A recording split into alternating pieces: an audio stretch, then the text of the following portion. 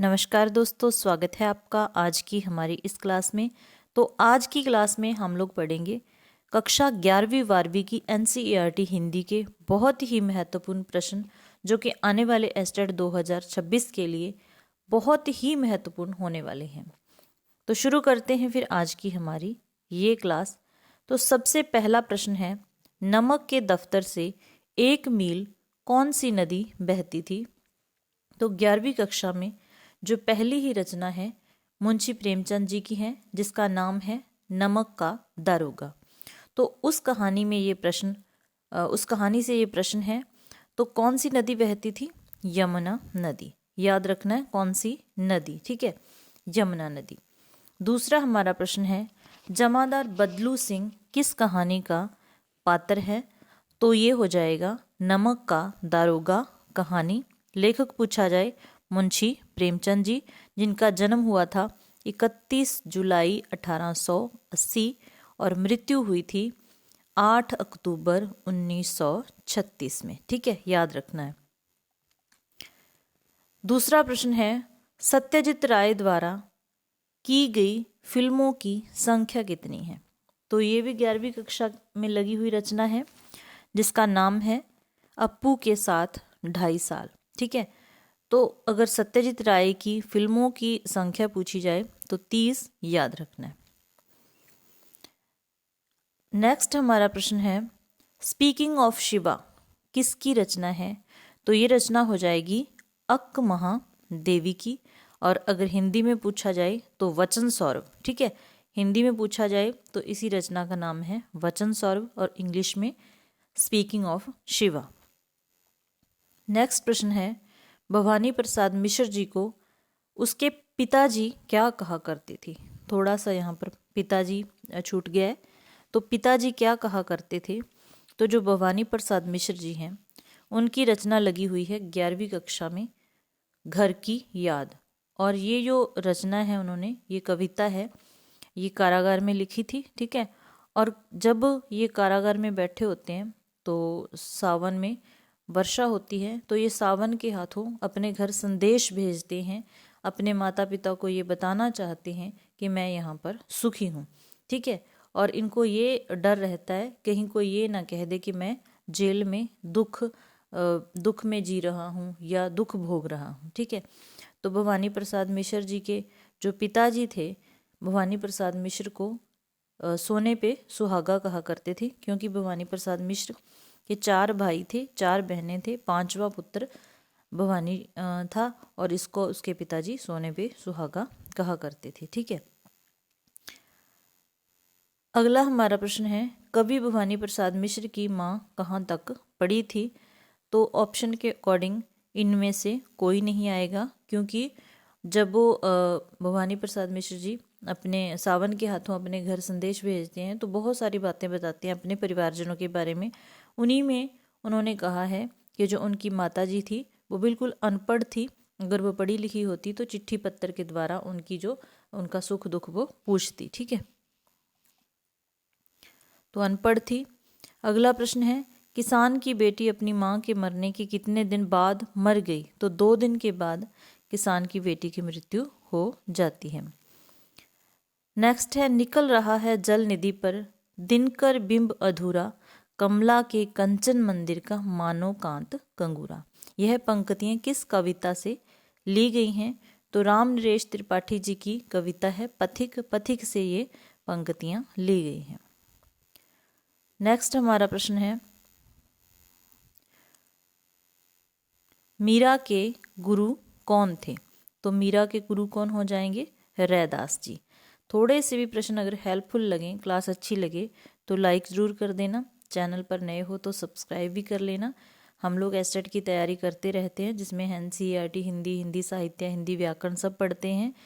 बस कुछ परिस्थितियाँ ऐसी हो गई थी कि कुछ समय से वीडियो मतलब बिल्कुल नहीं डाल रही थी, नहीं तो एस्टेट 2024 की, एस्टेट 2023 की बहुत अच्छे से तैयारी करवाई थी। तो अगर आप चैनल पर नए हो तो चैनल के साथ जुड़ सकते हैं। नेक्स्ट हमारा प्रश्न है, उस टैक्सी ड्राइवर का क्या नाम था जिसने सैयद हैदर रज़ा को रहने के लिए टैक्सी दी थी? तो नाम हो जाएगा राल्फ। अगला हमारा प्रश्न है, आंखों देखा झूठ किसका कहानी संग्रह है? तो आंखों देखा झूठ मन्नू भंडारी का कहानी संग्रह है। ठीक है, और मन्नू भंडारी का जन्म पूछा जाए तो 1931 में हुआ था। ठीक है, 11वीं कक्षा में एक पटकथा रजनी है, और इसके अलावा 10वीं में भी इनकी रचनाएं हैं।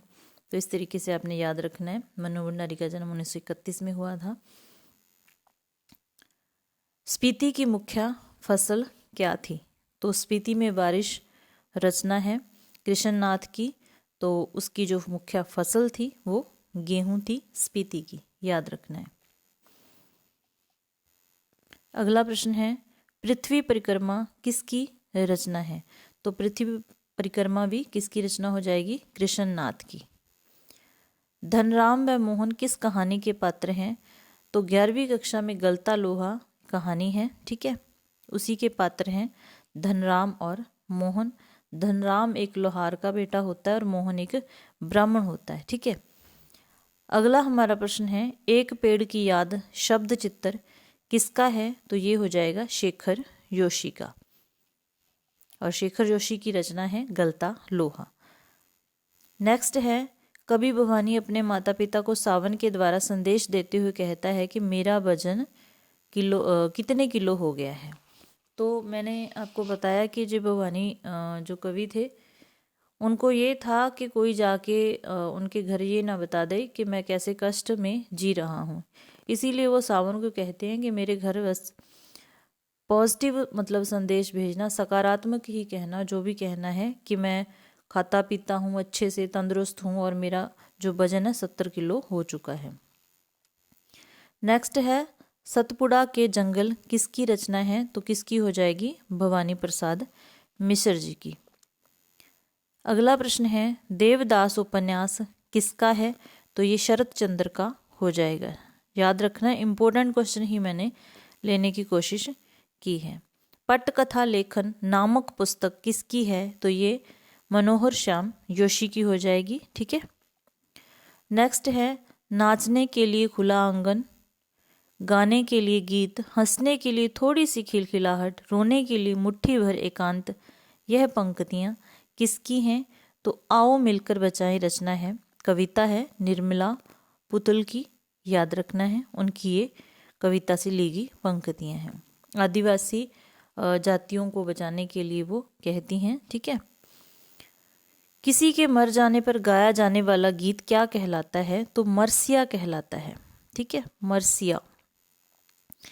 पाश के अनुसार इनमें से कौन सी स्थिति खतरनाक है? सबसे खतरनाक कविता, बहुत ही मतलब इम्पोर्टेंट कविता कह सकते हैं, ये पाश की लिखी हुई है, और इनका अगर वास्तविक नाम पूछ लिया जाए तो अवतार संधू। ठीक है, उन्होंने कुछ स्थितियां ऐसी बताई हैं जो मनुष्य के लिए खतरनाक है, और कुछ स्थितियां ऐसी हैं जो सिर्फ दुख देने वाली हैं।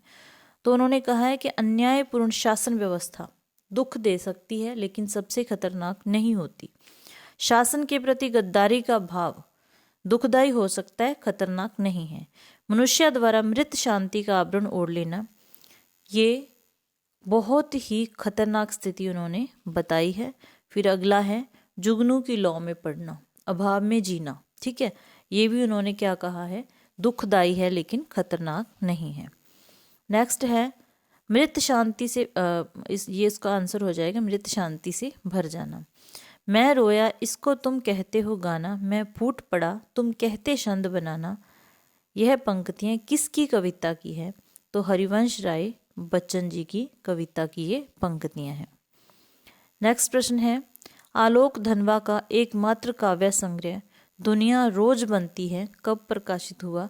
तो ये 1998 में प्रकाशित हुआ था। ठीक है, और आलोक धनवा की बात करें तो 12वीं कक्षा में उनकी पतंग कविता है, जिसमें पतंग के प्रति बच्चे कितने उत्साहित होते हैं, पतंग उड़ाने में उनकी क्या क्या मतलब भावनाएं जुड़ी होती हैं, वो सारी बातें इन्होंने कही हैं।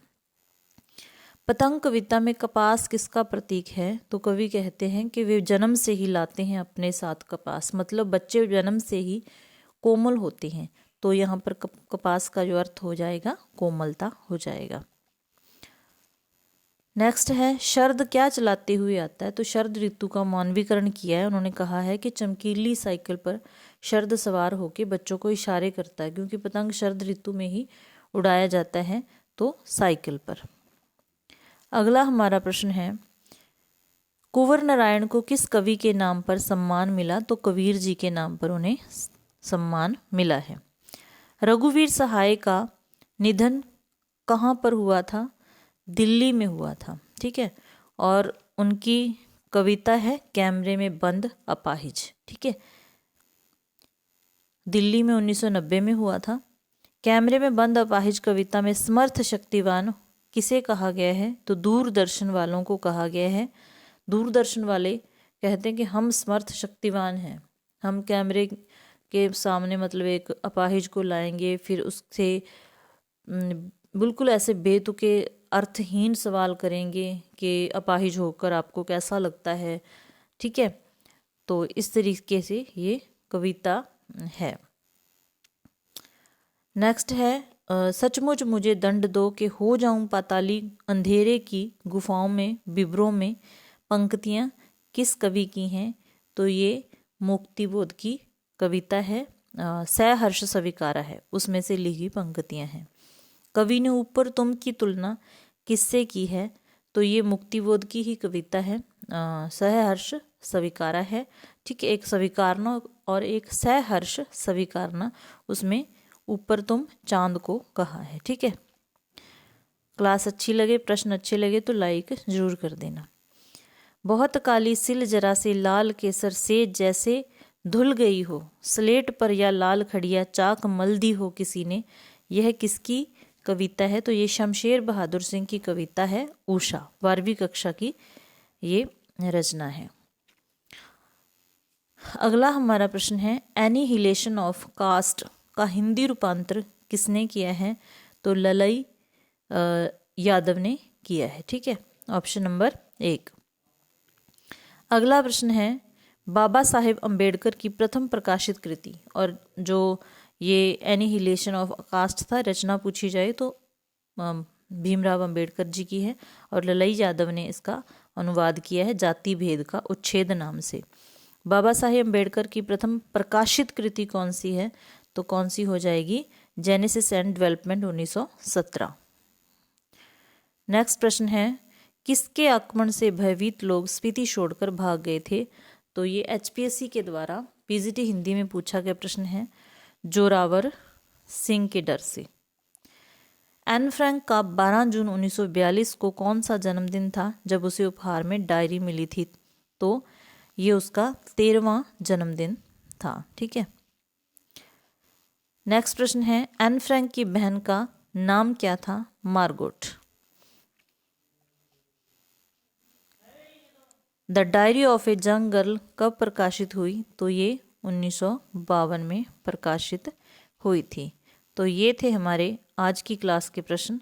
एक बार फिर कह रही हूँ, क्लास थोड़ी सी भी हेल्पफुल लगे तो लाइक ज़रूर कर देना, चैनल पर नए हो तो सब्सक्राइब ज़रूर कर लेना। हम एस्टेट की तैयारी करते रहेंगे, तो मिलते हैं ऐसी ही नेक्स्ट क्लास में। क्लास देखने के लिए धन्यवाद।